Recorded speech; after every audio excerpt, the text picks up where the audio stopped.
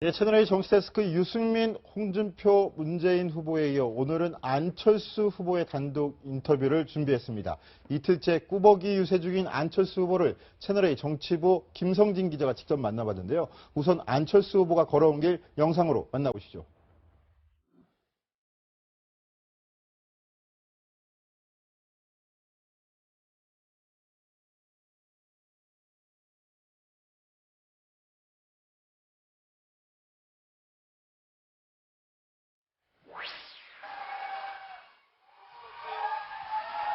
저는 이제 이번 18대 대통령 선거에 출마하겠습니다.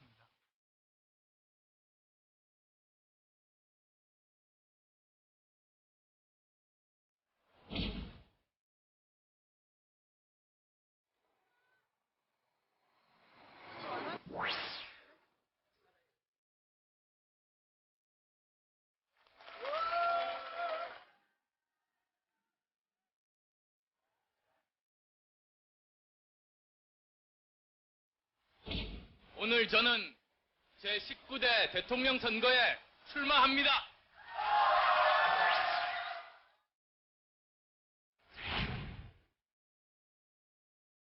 자, 강병규 기자, 우리 김성진 기자가 지금 부산 현지에서 안철수 후보를 오늘 아침에 단독 인터뷰를 했는데요. 안철수 후보 오늘 뚜벅이 유세 이틀째 계속 이어지고 있는 거죠? 예, 그렇습니다. 지금 김성진 기자도 같이 동행을 하고 취재를 하고 있는 것으로 알고 있는데요.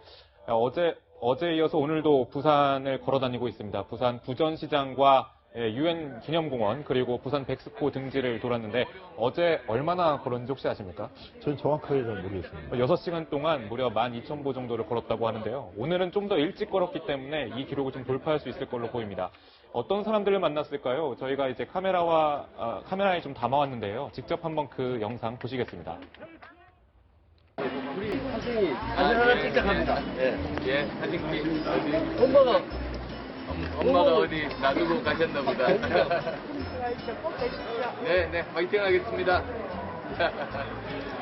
땅콩은 어떻게 보세요? 땅콩 5,000원어치, 아몬드 5,000원어치 그렇게 주실 수 있을까요? 네, 다 구워주세요. 아유, 맛있겠다. 자, 여기 서 있으니까 자꾸 냄새가 막 납니다. 감사합니다. 아유, 힘내겠습니다. 감사합니다. 네. 와, 이렇게 의리한 데서 먹네. 뭔가 뭐 있어 보이는데. 여기서 짜장면 먹어요. 아이고. 기자분들 이쪽으로 오세요. 포기하지 마십시오. 네, 4박 5일 뚜벅이 유세죠. 걸으면서 국민을 만나겠다라는 포부로 시작한 유세인데 선거 당일까지도 하겠다라는 전략인 것 같습니다. 최석호 기자, 네. 저 뚜벅이 유세가 어느 정도나 효과를 좀 볼 거라고 보세요? 제 생각에는 좀 더 일찍 시작했으면 어땠을까 이런 생각을 해봅니다. 사실 안철수 후보가 가장 인기가 있었던 시절 어땠습니까? 청춘 콘서트를 열면서 시민들 그리고 학생들을 만났을 때입니다. 이제 좀 지지율 답부 상태 이것을 극복하기 위해서 이제 다시 시민들 곁으로 돌아갔는데요. 일단은 다른 후보와의 차별성을 두면서 정말 유세차가 아닌 걸어다니면서 진짜 스킨십을 하겠다 이러한 전략을 세운 것으로 보입니다. 사실 이정현 당시 새누리당 후보 같은 그 호남에서 당선이 됐을 때도 그 자전거를 타고 다니면서 이렇게 자신의 서민 이미지를 강조한 때가 있었는데 안철수 후보도 이러한 이미지를 강조하면서 다시 한번 2위 그리고 1위로 치고 나가기 위한 마지막 승부수를 던졌다 이렇게 볼 수가 있겠습니다. 저희 정치부의 김성진 기자가 오늘 단독 인터뷰를 가졌는데요. 안철수 후보의 얘기 직접 들어보시겠습니다. 남은 사흘간, 9일간의 노력 여하에 따라서 될 수 있다. 이렇게 보시는 것이죠. 저는 최선을 다해서 국민들 속으로 걸어 들어가서 호소하고 있습니다. 앞으로 남은 기간 동안 열심히 호소할 겁니다. 그리고 정말 우리나라가 이제 또다시 반으로 나뉘어서 5년 내내 싸울 수 없지 않습니까? 사전투표율이 높게 나타난 건 변화에 대한 열망이 높다는 그 증거라고 저는 봅니다. 그 집단지성, 그 다음에 이제 변화를 바라는 역사의 흐름이 한 곳에서 만날 겁니다. 네, 어제부터 시작된 4박 5일간의 뚜벅이 유세, 이른바 가출 유세라고도 부르는데요. 근데 오늘 안철수 후보 부산 사직구장에서 가족 상봉을 하기도 했다고 합니다. 안철수 후보와 김미경 교수 부인이죠. 그리고 딸 안설희 씨를 한자리에서 보는 건 처음이 아닌가 싶은데요. 영상으로 함께 만나보시죠.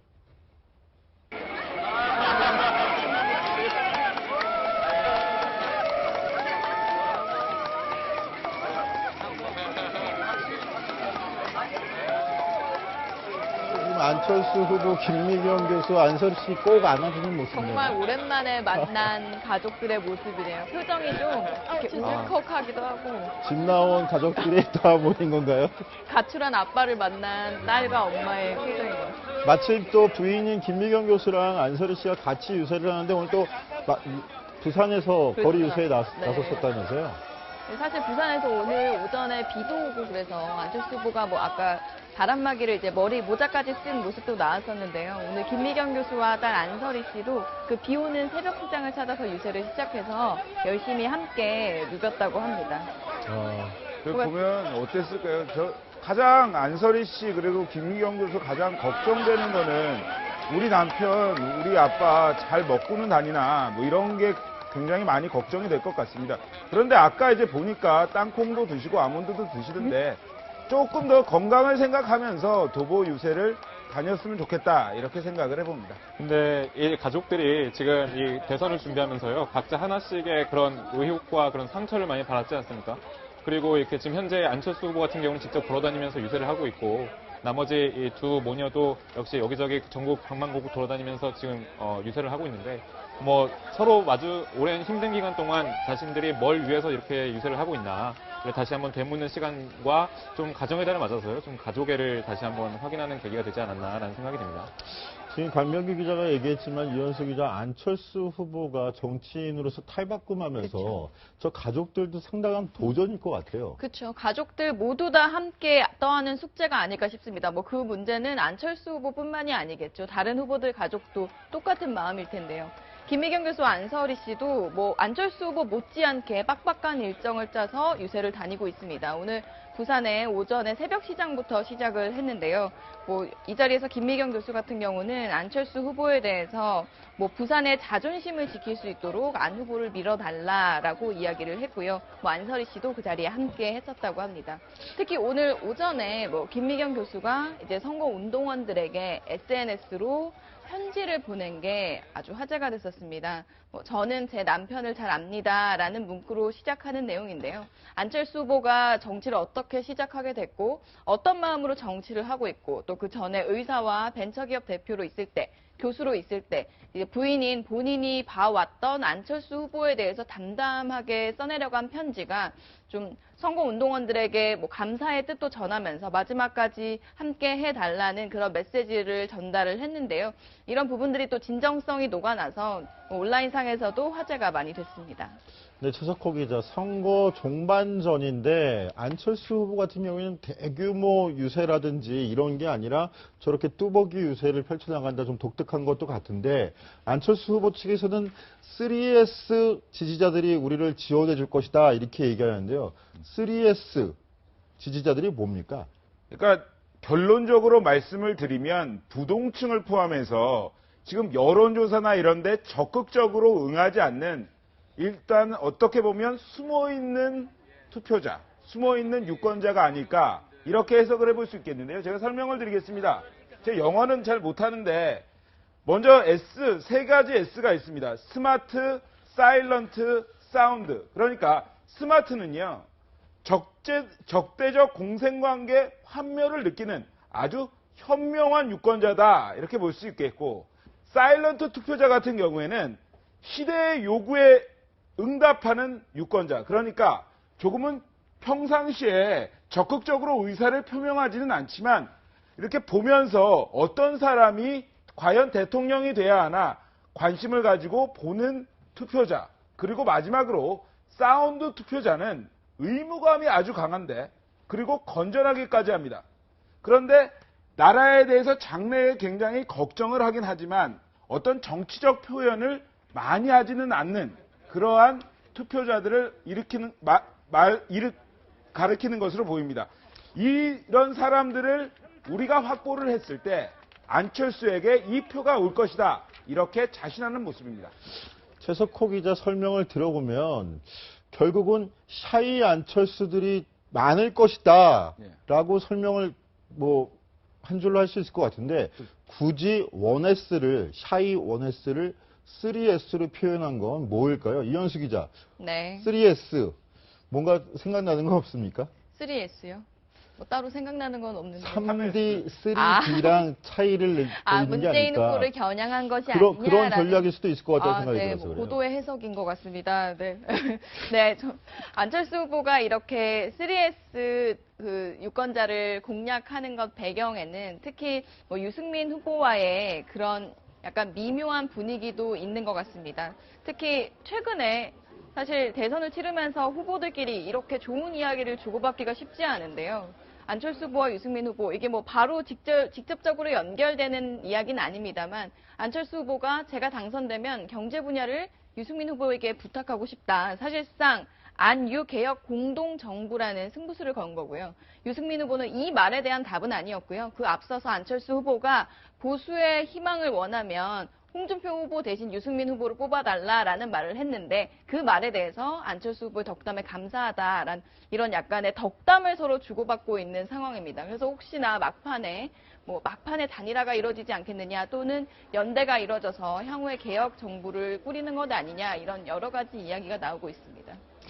네, 일각에서는 함께하는 정치, 상대를 설득하는 정치에 안철수 후보가 과연 적임자냐 이런 의구심을 보이시는 분들도 있고요. 그러신데 저희가 그런 면에서 한번 의심 한번 풀어보자. 그래서 그동안 안철수 후보를 만나왔던 지켜봤던 동창들을 한번 찾아봤습니다. 대학 동창을 저희가 어렵게 찾아서 인터뷰를 해봤는데요. 직접 들어보시겠습니다. 자기가 갖고 있는 장점, 생각 굉장히 똑똑하고 박식하고 사리가 깊은데도 불구하고 그거를 남한테 말로서 표현할 줄 몰라요. 설득력이 떨어진 거죠. 그게 단점이라고 볼 수도 있어요. 근데 그건 또 하나 이해하셔야 될 게, 우리 보통 안철수 같은 그런 생각을 가진 사람은요, 가장 싫어하는 게 뭐냐면, 자기가 한 말을 지키지 않는 겁니다. 자기 한 말을. 자기 의사하고 상관없이 거짓말이나 잘못된 말한 걸 굉장히 싫어해요. 거기에 대한 지나친 강박관념이라고 그러나요? 그런 게 분명히 있어요. 책임지 못할 말을 대답을 하잖아요. 자, 최석호 기자. 실천하지 못할 말을 하지 않고 책임감이 강하고 자기 자랑을 할 줄 모르는 성격이다 이렇게 얘기했는데 지도자로서 정치 지도자로서 적당한 성격이라고 해석할 수 있을까요? 네, 우리가 보기에는 아주 단면적인 부분을 보지 않습니까? 사실 안철수 후보 같은 경우에 TV 토론 이후에 약간 지지율 답보 혹은 지지율 하락세를 보이고 있는데 그것이 어떤 말에 대한 문제가 있다. 이 생각을 잘 표현하지 못하는 문제가 있다. 이렇게들 많이 이야기를 합니다. 하지만 지인들은 그게 아니다. 인간 안철수는 자신이 확실하지 않은 얘기는 하지 않는다. 그리고 지키지 못할 약속은 절대 하지 않는다. 그래서 토론회에서도 약간은 답답해 보일 수 있겠지만 절대 믿을 수 있다. 이렇게 말을 했습니다. 그게 지인들의 이야기죠. 그렇죠. 최석호 기자의 평가는 아니에요. 지인들의 얘기입니다. 네, 알겠습니다. 특히나 이 시대 청년들의 멘토임을 자부해왔습니다. 그게 바로 안철수 후보인데요. 결국 정치인이 된 것도 바로 이 청년들의 꿈을 지켜주고 싶어서였다라고 하는데 안 후보 자신은 어떤 청년 시절을 지나왔을까요? 강병규 기자가 정리했습니다. 안철수 후보가 가는 길에 청년이 따른다. 청년 멘토를 자임하는 안철수 후보. 과연 자신의 청년 시절은 어떻게 회상할까요?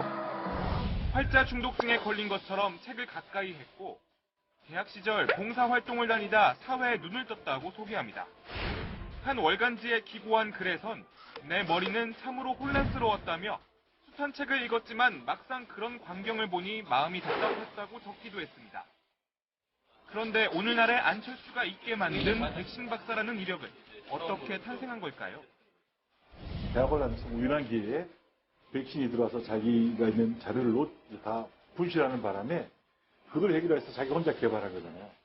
그렇게 개발한 백신을 무료로 배포한 안 후보는 군의관으로 군대 입대하기 전날까지 백신 개발에만 몰두하기도 했다고 합니다.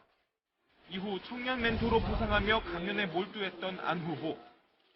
청년들의 꿈을 지켜주기 위해 세상을 바꿔야 한다는 생각에 또 가장 효율적인 길을 찾다가 정치인의 길을 선택했다고 밝힙니다. 이것만은 하고 싶은 세상 만들고 싶다 하시는 분이 계시다면 어떤 게 있을까요? 청년들이 노력한 만큼, 땀 흘린 만큼 인정받는 세상 꼭 만들고 싶습니다. 안 후보는 이번 대선에서 청와대에 청년 문제만을 관리하는 자리를 만들겠다는 약속을 내걸었는데요. 청와대 청년 수석을 두겠다. 그래서 그 사람이 책임지고 청년 문제들을 제도적으로 그리고 실제 현장에서 해결해 나가는 그것을 맡는다. 또 등록금, 생활비, 주거비를 패키지로 묶어 지원하고 중소기업 임금을 대기업의 80% 수준까지 정부가 지원해주는 청년 공약으로 젊은 표심에 호소하고 나섰습니다. 청년들에게 한 약속 꼭 지키겠습니다. 최석호 기자, 지금 저 안철수 후보의 인터뷰 영상 오늘 오전에 저희 채널A 정치부 김성진 기자와 단독 인터뷰를 한 내용인데 유독 청년 문제를 집중해서 많이 좀 설명을 했어요. 그만큼 본인이 강점을 청년 또 미래라고 얘기하는 것 같은데 어떤 전략들을 좀 내세우고 있습니까? 그렇죠. 뭐 여러 가지 전략들이 있는데 하나 좀 우리가 눈여겨봐야 될 것이 있습니다. 청년 수석이라는 겁니다. 그러니까 각 부처에 어떤 청년 담당들은 있지만 그것이 굉장히 미미하다. 그렇기 때문에 청년 일자리, 청년만을 담당하는 청년 수석을 신설하겠다. 이렇게 이야기를 했습니다. 그것이 어떠한 영향을 줄까? 좀 더 많은 일자리를 창출할 수 있다. 안철수 후보는 이렇게 말했습니다. 그래서일까요? 제가 과거에 안철수 연구소 최고기술 책임자를 만났는데요. 이 사장님이었던 안철수 후보가 조금은 아랫사람을 먼저 생각했다. 이렇게 회상을 했습니다. 목소리 한번 들어보시겠습니다. 누구를 이렇게 제압하거나 싸움을 하거나 그렇게 하시는 분은 아니고요. 이렇게 임원들하고 회식을 하면 그냥 어떻게 오셔서 그냥 빈자리 앉으셔서 말씀 나누다가 또 이렇게 가시거든요. 어느 날은 회식을 하고 있는데 어떤 직원이 술에 취해서 아니 어떻게 사장님을 가운데 앉히시지도 않고 부서장들이 이럴 수가 있냐고 이제 권위적이지 않으면서 어떤 그런 민주적이면서 평화로운 그런 거를 추구하셨던 것이 네, 나흘 앞으로 다가온 대선 선택에 도움이 되시게끔 저희가 주요 대선 후보들의 과거, 현재 또 미래를 짚어봤습니다. 60초 후에 돌아오겠습니다.